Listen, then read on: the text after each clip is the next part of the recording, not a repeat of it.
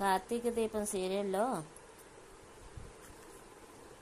ఒక్కోసారి కాఫీలు టీలు గడుకోసారి తాగుతూ ఉంటే ఇంక వర్క్ ఏం చేస్తారు అంటుంది జ్యోత్స్న. ఇది కష్టపడి పనిచేసే వర్క్ కాదు మేడం, మైండ్ పెట్టి చేయాల్సిన వర్క్. కాబట్టి కాఫీ టీలు తాగుతూ కూడా ఈ వర్క్ని ఆలోచించవచ్చు అని అంటాడు సూరజ్. అసలు ఎందుకలా నా వైపు చూస్తున్నావు అని అంటుంది జ్యోత్స్న. నీ వైపు ఎవరు చూస్తున్నారు మేడం అని అంటాడు సూరజ్. మరి ఎవరి వైపు చూస్తున్నావు అలాగా అంతలాగా చూస్తున్నావు అని అంటుంది. నువ్వు నన్ను టార్చర్ చేస్తున్నావని పోలీసులకి ఫోన్ చెయ్యొచ్చు అని అంటుంది. అయితే చేసుకోండి మేడం, నేనైతే మిమ్మల్ని చూడట్లేదు, మీ వెనకాతలున్న క్లాక్ని చూస్తున్నాను అని అంటాడు సూరజ్. అందులో వెనక తిరిగి చూసి అందులో ఏముంది, క్లాక్ని చూడడానికి ఏముంది అని అంటుంది జ్యోత్స్న. ఇప్పుడు నా టైం నడుస్తుంది అంటాడు సూరజ్. వీడితో నన్ను టార్చర్ పెట్టమని దీప చెప్పినట్టుంది, అందుకే వీడు ఇలా చేస్తున్నాడు అని అనుకుంటుంది జ్యోత్స్న. శ్రీమన్నారాయణ తాత దక్షిణామూర్తి తాత కోసం అంతా చెప్పారు, తప్పు అంతా తాతదే అని అర్థమయ్యింది. మా నాన్న దక్షిణామూర్తి తాతకి ఫ్రెండే కాబట్టి తప్పు ఒప్పుకుంటే పోయేది కదా బావా అని దీప అంటుంది. ఏదో అయిపోయిందిలే అని జ్యోత్స్న అనుకుంటే, బావా నీకు పెళ్ళైపోయింది కాబట్టి నేను దాసు కూతుర్ని అని ఒప్పుకుంటే జ్యోత్స్న కథ కూడా అయిపోయినట్టే కదా, జ్యోత్స్నతో మనం ఇంత గొడవ చేయాల్సిన అవసరం లేదు కదా అని అంటాడు కార్తీక్. తెల్ల జెండా కప్పి రెండు కపోతాలను ఎగరవేసి మీ ఇంటి బాల్కనీలో ఉన్న ఉయ్యాల్లో ఊగుతూ పాయసం తింటూ ఉండేవాళ్ళం కదా. స్వార్థంతో ఉన్నవాళ్ళు ఒక్కరు ఉన్నా సరే మిగతా వారి జీవితం మార్చేస్తారు అంటాడు కార్తీక్. నిజమే బావా, మా అమ్మకి లేని బంధం నాకు మాత్రం ఎందుకు అని అంటుంది దీప. బంధాలు వద్దనుకుంటే మరదలా, నువ్వు ఎప్పుడో చిన్నప్పుడే తప్పిపోయావు, అయినా వచ్చావు కదా, అయినా అదంతా ఎందుకు, ఇవన్నీ ఆలోచించకుండా వదిలేసేయి, వర్క్ మీదే ఫోకస్ పెట్టు, CEO పోటీలో నెగ్గి ఈ కంపెనీలో బాగోగులన్నీ చూసుకో అని అంటాడు కార్తీక్. అవును బావా, అలాగే బావా అంటుంది దీప. అందుకనే నేను నీకు సాయం చేయలేకపోతున్నానని చాలా బాధపడ్డాను, కానీ టైంకి సూరజ్ వచ్చి నా భయాన్ని పోగొట్టాడు అని అంటాడు కార్తీక్. బావా నిజమే బావా అంటుంది దీప. ఇంకా మనం ఇక్కడే ఉంటే మేడం గారు ఫీల్ అవుతారు, వెళ్దాం పద అని చెప్పి లోపలికి వచ్చేస్తారు కార్తీక్ దీపలు. మేడం, మనకి చిన్న చిన్న ఫుడ్ ఆఫర్స్ వస్తున్నాయి, మనం వదలవద్దు, ఈ కంపెనీకి ఇవి గ్రోత్ ఎక్కువగా ఉండకపోవచ్చు కానీ దీనివల్ల పెద్ద ఆర్డర్స్ కూడా వస్తాయి అని అంటాడు దీపతో సూరజ్. అంతే బ్రదర్, నిజమే,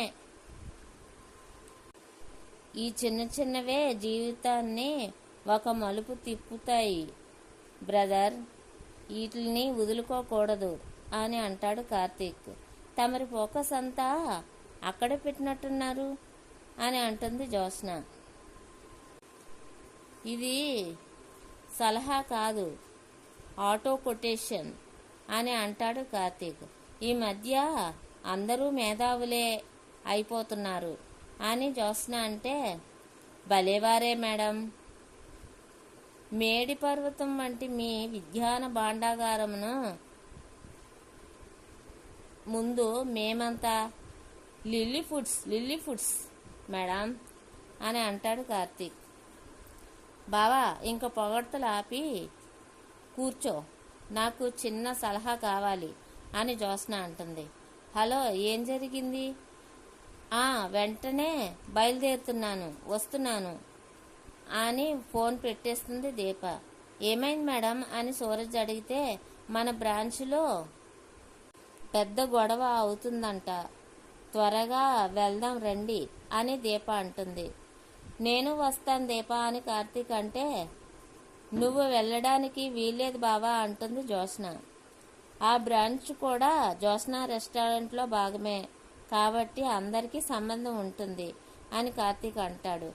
జ్యోత్స్న నేను కూడా వస్తానంటుంది. అందరూ ఆ బ్రాంచ్ దగ్గరికి వెళ్ళేసరికి అక్కడ ఒక కస్టమరు, ఏంటండి, నేను వేడివేడి బిర్యానీ తిందామనుకున్నాను, ఈ హోటల్కి వచ్చాను, ఎంతో ఆకలితో ఉన్నాను, నేను ఈ ఫుడ్ ఆర్డర్ ఇస్తే ఈ ఫుడ్ తెచ్చారు, తొందరగా తిందామని చూస్తే ఎర్రగా వేగిన జీడిపప్పు అని తిని చూద్దామని తీశాను, అది తిప్పి చూస్తే అది చచ్చిపోయిన బొద్దింక అని అంటాడు. ఏదో పొరపాటునా అని దీప అనేసరికి, ఏంటమ్మా పొరపాటు, ఇది ప్రాణాలతో ఆటలాడుతున్నారు, మన ఆరోగ్యాలతో ఆడుకునే రెస్టారెంట్లు ఇవి అని అంటాడు కస్టమరు. ఇంకా నయ్యం, రెస్టారెంట్ మూత పడే వరకు నేను ఊరుకోను, ఫుడ్ ఆఫీసర్కి కూడా ఫోన్ చేస్తానని అనలేదు అని అంటుంది జ్యోత్స్న. అవును మేడం, నేను ఫుడ్ ఆఫీసర్కి కూడా కాల్ చేశాను, వాళ్ళు వస్తూ ఉంటారు అని అంటాడు కస్టమర్. ఏంట్రా బెదిరిస్తున్నావు అంటుంది జ్యోత్స్న. ఇలా ఎప్పుడూ జరగలేదండి అని దీప అంటుంది. దొరికే వరకు ఇలాగ అందరూ చెప్తూనే ఉంటారు అని కస్టమర్ అంటాడు. ఏంటది, చిన్న ప్రాబ్లం వస్తే అందరూ ఇలా పంచాయతీ పెడతారా, అతన్ని పక్కకు తీసుకెళ్ళి మాట్లాడండి మేనేజర్ అని అంటాడు శ్రీమన్నారాయణ. హలో సార్, ఇది నా ఒక్కడి సమస్య కాదండి, అందరి సమస్య, ఎందుకంటే నేను తినే ఫుడ్లో బొద్దింక కనబడింది, మిగతా వారి ఫుడ్లో కూడా ఏదైనా పడి ఉంటే వాళ్ళు వడ్డించే వాళ్ళు తీసి పక్కన పడేసి వాళ్ళకి వడ్డించారేమో, ఎవరికి తెలుసు, ఇది తేలే వరకు విడిచిపెట్టను సార్ అని కస్టమర్ అంటాడు. ఇంకా నయం, ఫుడ్ ఇన్స్పెక్టర్కి ఫోన్ చేసావా? చేశాను సార్, చేశాను మేడం, అతను వస్తున్నారు అని అంటాడు కస్టమర్. వాళ్ళే కాల్ చేశాను, వస్తున్నారు అనేసరికి, తప్పుకోండి, ఇక్కడ మాణిక్యం ఎవరు అని అడుగుతారు ఫుడ్ ఇన్స్పెక్టర్స్. నేనే సార్, నేనే ఫుడ్ ఆర్డర్ చేస్తే ఇందులో బొద్దింక ఉంది సార్, వెంటనే రెస్టారెంట్ని సీల్ చేయండి సార్ అని కస్టమర్ అంటే, మేము అన్ని బ్రాంచులలోనూ క్వాలిటీ ఫుడ్నే సప్లై చేస్తాం సార్, మీకంటే ముందున్న ఫుడ్ ఆఫీసర్ని అడగండి అని శ్రీమన్నారాయణ అంటాడు. అయితే అన్ని బ్రాంచులు సీల్ చేయాలన్నమాట అని ఫుడ్ ఆఫీసర్ అంటాడు. సార్, ఈ రెస్టారెంట్ పూర్తి బాధ్యత నాదే కాబట్టి నేనే చెప్తానని దీప అంటుంది. ఇదంతా ఆన్లైన్లో వస్తుంది, అని అంటాడు కస్టమర్. రండి సార్, నేను కిచెన్లో చూపిస్తాను. కుళ్ళిపోయిన కాయగూరలు కానీ ఏవి మా కిచెన్లో ఉండవు. కిచెన్ చాలా నీట్గా ఉంటుంది అని దీప కిచెన్ లోపలికి తీసుకెళ్తుంది. పనికిరాని వాళ్ళకి ఇలాంటి పని ఇస్తే ఇలాగే జరుగుతుంది అంటుంది జ్యోత్స్న. దీపకు తెలియకుండా ఫుడ్లోని బొద్దింక పెడితే దీప ఏం చేస్తుంది అని అంటాడు కార్తీక్. ఏమో నీ దీప ఏం చేస్తుందో, నీ భార్య ఏం చేస్తుందో, నువ్వేం చేస్తున్నావో మాకు అవంతా అనవసరం. నేను కూడా అదే అంటున్నాను. తెలియని వాళ్ళని ఇలాగా ఆఫర్లు ఇస్తే ఇలానే ఉంటుంది అని అంటాడు శ్రీమన్నారాయణ. మనం చేసేదేమీ లేదు అని అంటాడు కార్తీక్. బ్రదర్, ఇదేదో బాగా ఎక్కువ చేస్తున్నట్టున్నాడు, వాడి పని తేలుస్తాను, మీరు ఇక్కడే ఉండాలి అని చెప్పేసి సూరజ్ ఆ కస్టమర్ దగ్గరికి వెళ్తాడు. వెళ్ళి, హలో బ్రదర్, 1,00,000 రూపాయల ఇస్తానన్నారా అనేసి అంటే, అదేంటి 1,00,000 ఇవ్వడం ఏంటి అంటే, నేను ఇలాగ ఫుడ్ కూడా ఈ వేరే బ్రాంచ్లోని ఇలానే చేశాను. ఫుడ్లోని బొద్దింక పడిందని చెప్పేసి, ఈగలు పడ్డాయని చెప్పేసి నేను నాటకం ఆడితే నాకు 1,00,000 రూపాయలు ఇచ్చారు అనేసి అంటాడు సూరజ్. అదేంటి, ఆ మేడం నాకు 10,000 ఇస్తానన్నారు అనేసి అంటే, ఏ మేడం ఇస్తానన్నారు అంటాడు సూరజ్. ఎవరు లేరు అంటాడు కస్టమర్. అయితే బ్రదర్, మీరు నేను ఒకటే, మనం మాట్లాడుకోవాలి, లేదంటే మనకి ఇలాగే తక్కువ డబ్బులు చేస్తారు. ముందు 1,00,000 రూపాయలు దాన్ని 10,000కి ఎలా ఒప్పుకున్నావు, అసలు ఏ మేడం చెప్పారు చెప్పు అనేసి అంటే, అవును సార్, అదిగో ఆ పెద్ద ఆయన దగ్గర ఉంది, ఆ మేడమే అనేసి చూపిస్తాడు కస్టమర్. ఓ, ఆ పక్కనున్నది ఆ మేడమేనా అంటే, అవును సార్ అని అంటాడు కస్టమర్. అంటాడు, జ్యోత్స్న ఇంత పని చేస్తుందని అసలు నేను ఊహించనే లేదు అని సూరజ్ మనసులో అనుకుంటాడు. భయ్యా, ఇంకా పెద్ద గొడవ చెయ్యు, మీ పేరేంటి అసలు అంటే, నా పేరు మాణిక్యం. ఎందుకు సార్ నాకు 10,000 ఇస్తారంటే, ఇంకా మనం ఒకటే కదా, అందుకనే ఇంకో 10,000 ఇస్తాను, ఇంకా పెద్ద గొడవ చెయ్యు, నీకు పంపిస్తాను, ఫోన్ నెంబర్ ఇయ్యు అనేసి ఫోన్ నెంబర్ అడిగితే సూరజ్, ఎందుకు సార్, నాకు ఇలాగివ్వండి, నేనే టైప్ చేసి ఇస్తానని చెప్పేసి మాణిక్యమేమో తన నెంబరు టైప్ చేసి, ఇదిగోండి సార్, ఇదే నా నెంబరు, అయితే ఇదిగో అమౌంట్ పంపించాను అని చెప్పేసి సూరజ్ ఏమో ఇంకా 10,000 పంపిస్తాడు. అది చూసి ఓకే భయ్యా అంటాడు మాణిక్యం. అవును భయ్యా, నిజంగా గొడవ చేస్తావా అని అడుగుతాడు సూరజ్. అవును భయ్యా, ఆ బొద్దింకిని నేనే వేసాను, ఇంకా బల్లిని కూడా వేసి పెద్ద గొడవ చేస్తాను, మీరే చూస్తారు కదా, రండి అనేసి అంటాడు కస్టమర్.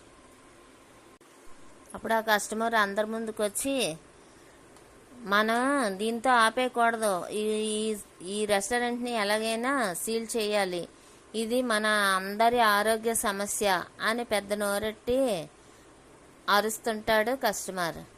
ఏంటి బ్రదర్ ఏదో చేస్తానని వెళ్ళాడు, ఏది చేయలేనట్టున్నాడు అనేసి మనసులో అనుకుంటాడు కార్తీక్.